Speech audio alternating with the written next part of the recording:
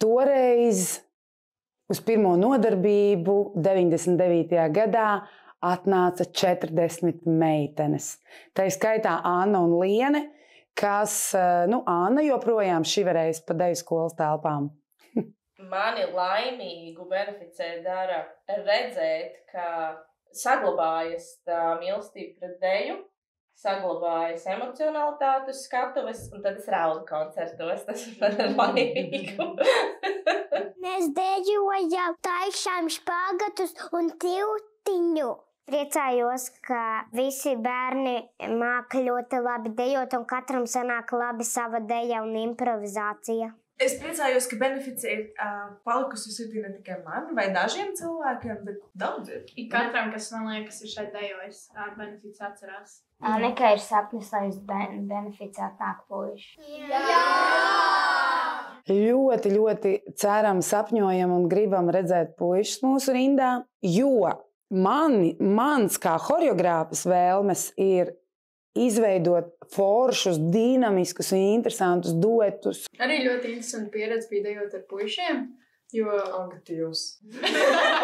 Es atceros, kā viens puisis uzdāvināja Kerijai. Puķis un viena puķi bija nolūzusi, un pēc tam tu izņem ārā, un tad bija tā kā uz kapiņiem puķis. Jā, divas. Benefits tas jau nav, tas nekad nav bijis tāds hobijs. Tas ir bijis kā otrs darbs, kā otra skola. Visu dzīve, visu to ģimeni, visu to pakrist beneficē tajā laikā. Bet, skaists process un skaists lieta, kam ziedot.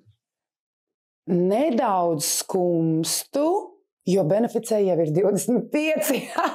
Ar tādu domu, ka tik daudz ir padarīts un nevar saprast, vai vēl būs 25 vai 5 vai varbūt tikai šodiena, varbūt rītdienas vairs nav īsti. Es skumstu, jo beneficē nav vienas mājas. Es tiešām gribētu, lai beneficē ir šīs vienas mājas.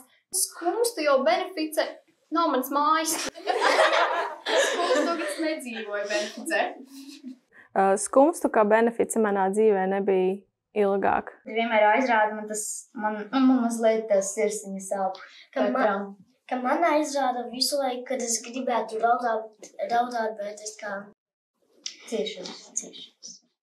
Es domāju, ka benefices sirds tā ir īpaša aura, ko nevar sataustīt, nevar sagaršot, varbūt pat nevar sadzirdēt, bet var sajust. Disciplīna, kas šeit ir.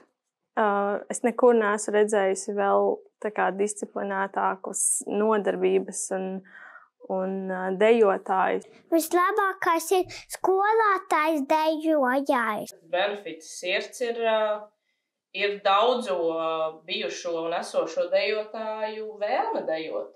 Es novēlu sajust un saprast to, ko mēs mēģinām jums parādīt ar šīm dejām, šo izrādi.